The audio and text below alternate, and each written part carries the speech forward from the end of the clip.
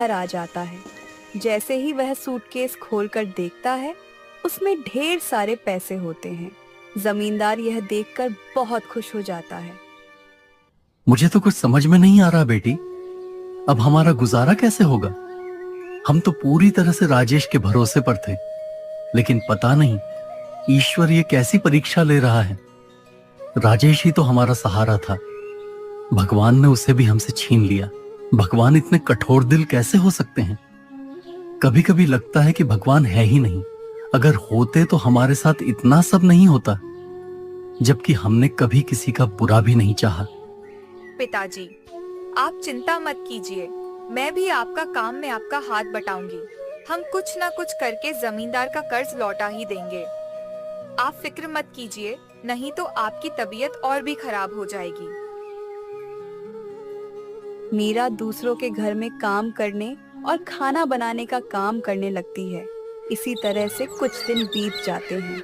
एक दिन मीरा पानी लेने जमींदार के कुएं पर जाती है और उसी दिन जमींदार के दोस्त का बेटा रोहन जमींदार के घर आता है। तभी उसकी नजर मीरा पर पड़ती है। वह मीरा को देखकर उसे पसंद करने लगता है। फिर वह अंदर चला जाता है। प्रणाम चाचा जी, क्या आपने मुझे पहचाना? मैं आपके दोस्त दौलत राम का बेटा हूं। मेरा नाम रोहन है।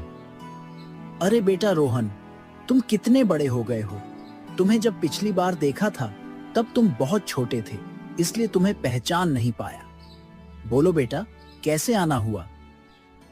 वो क्या है ना चाचा जी, दरअसल पिताजी ने एक जमीन का सौदा करने के लिए मुझे यहाँ भेजा है। बस वहीं जमीन देखने के लिए मैं आया हूँ। इस सिलसिले में आपसे थोड़ी बात भी करनी थी।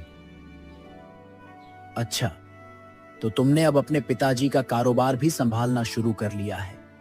हाँ चाचा जी, थोड़ा बहुत मैं भी देख लेता हूँ।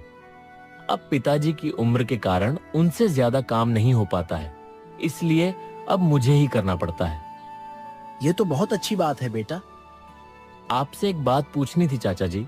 दरअसल मैं जब आ रहा था तब कुएं के पास मैंने एक लड़की को देखा। क्या आप बता सकते हैं कि वह लड़की कौन है? लड़की? कौन सी लड़की?